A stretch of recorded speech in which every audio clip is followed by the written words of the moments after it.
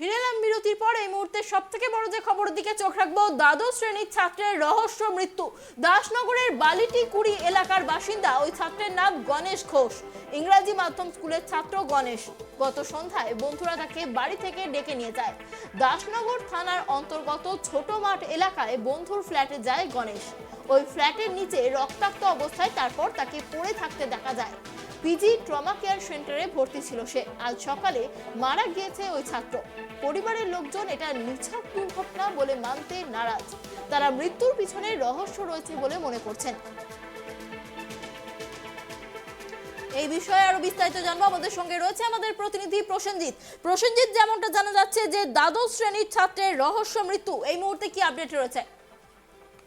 দেখো অনন্যা, প্রথমে বলে রাখবো যে দ্বাদশ শ্রেণীর রহস্যজনক মৃত্যুকে ঘিরে চাঞ্চল্য দাসনগর এলাকায় এবং দাসনগর থানা এলাকায়। যেভাবে এই দ্বাদশ শ্রেণীর ছাত্রের যে মৃত্যু, 8তলার ছাদ থেকে ফেলে দিয়ে মৃত্যু হয়েছে, এরকমটাই কিন্তু অভিযোগ পরিবারের সূত্রে। জানা গেছে যে গতকাল সন্ধ্যাবেলা বন্ধুকে বাড়ি থেকে ডেকে নিয়ে যায় 8চালার বাড়ি থেকে। তাদের একটা ঐতিহাসিক পুরনো বাড়ি রয়েছে এবং সেই বাড়িতেই থাকতো ঠাকুমার সঙ্গে এই দ্বাদশ শ্রেণী গণেশ ঘোষ। এবং সেই গণেশ ঘোষ থাকতেন তার ঠাকুমার সাথে এবং প্রাথমিকভাবে তার বাবা মা দেশের বাড়িতে থাকতেন। তারা যখন খবর পায় গতকালকে, যখন এই গণেশ ঘোষ দাসনগরে তার বন্ধুর সঙ্গে যখন রাতের বেলা বেরোয়, তখন ঠাকুমাকে বারবার ধরে ফোন করা, ঠাকুমা ফোন করছিলেন গণেশকে, তখন কিন্তু ফোনে পাচ্ছিলেন না। আজকে সকালবেলা যখন তার বডি দেখতে পায় রক্তাক্ত অবস্থায়, দাসনগরে যে ওম বিল্ডিং রয়েছে সেই ওম বিল্ডিং এর নিচে তার বডি পড়ে রয়েছে এবং সেখান থেকে তড়িঘড়ি করে পুলিশ গিয়ে সেই বডিটাকে উদ্ধার করে নিয়ে যায় SGCN হসপিটালে এবং সেখানে তার চিকিৎসাধীন চালায়। এবং পরবর্তী সময় জানা যায় যে সে ঘটনাস্থল থেকে নিয়ে যেতে যেতেই তার মৃত্যু ঘটে এবং পুলিশ সূত্রে যেটা দাবি করা হচ্ছে, ওপর থেকে সুসাইড করেছে, এরকমটাই অভিযোগ করছে পুলিশ। কিন্তু বাড়ির লোক যেটা অভিযোগ, যে পুলিশ এইটাকে ধামাচাপা দেওয়ার জন্যই কিন্তু এই ঘটনার রুজু করেছে এবং তারই পৃথক মামলা শুরু করতে চাইছে পরিবার সূত্রে। যেটা দাবি করা হচ্ছে, যেহেতু ময়না তদন্তর পরেই তার পূর্ণাঙ্গ তদন্ত শুরু হবে এবং দাসনগর থানার পুলিশকে রীতিমতন দায়ের করছে যে এই ঘটনার চক্রে কারা জড়িয়ে রয়েছে তা পূর্ণাঙ্গ তদন্ত করতে হবে। এই নিয়ে হাই কমিশনারের কাছে তারা নালিশ করতে চাইছেন পরিবারের লোকজনেরা। প্রসেনজিৎ, তোমার কাছে আরো যেটা জানতে চাইবো যে এই দ্বাদশ শ্রেণীর যে ছাত্র গণেশ ঘোষ, তাকে যারা ডেকে নিয়ে গিয়েছিল তাদের কি কোনো স্টেটমেন্ট পাওয়া যাচ্ছে? দেখো, এখনো পর্যন্ত সেই এলাকায় যে 8তলা বিল্ডিং রয়েছে সেই বিল্ডিং এর এখনো পর্যন্ত কে বা কারা ডেকে নিয়ে গেছিল তা এখনো পরিষ্কার হয়নি এবং পুলিশের কাছ থেকে কোনো রকম কোনো সূত্র মারফত তাদের নামও বা কোনো ঠিকানা এখনো পাওয়া যায়নি। কিন্তু ওই যে বিল্ডিং এর নিচে থেকে যেখানে পাওয়া গেছে তার রক্তাক্ত দেহ, সেইখান থেকেই কিন্তু একটা সূত্র মারফত ধরা হয়েছে যে এই 8তলা ফ্ল্যাট থেকেই কিন্তু তাকে ফেলে দিয়ে তার মৃত্যু হয়েছে, এরকমটাই অভিযোগ করছে তার পরিবার এবং দাসনগর থানার পুলিশ।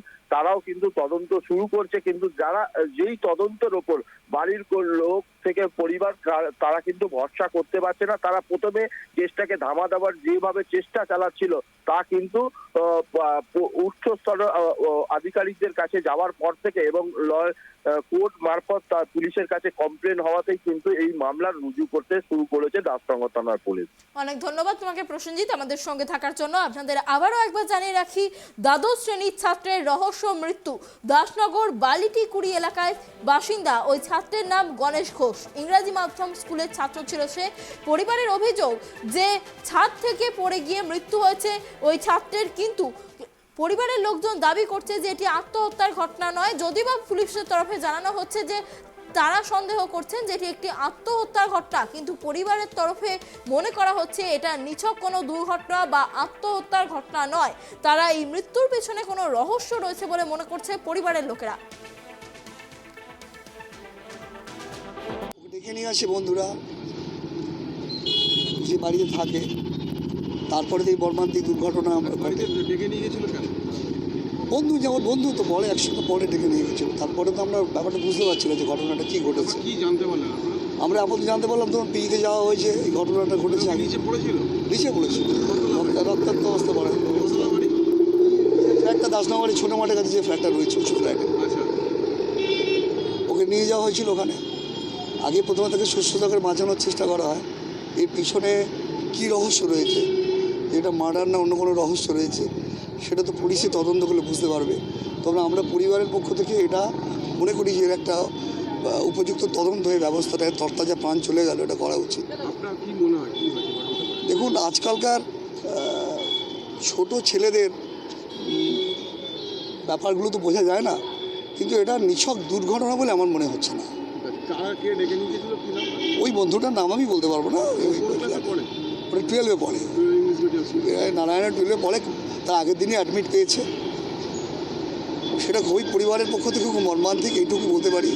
এর চেয়ে বেশি বলার অবস্থায় আমরা নেই। আমরা চাই যে প্রশাসন এই তরতাজা প্রাণ যে চলে গেল, এই রহস্য উন্মোচন করে দোষীদের উপযুক্ত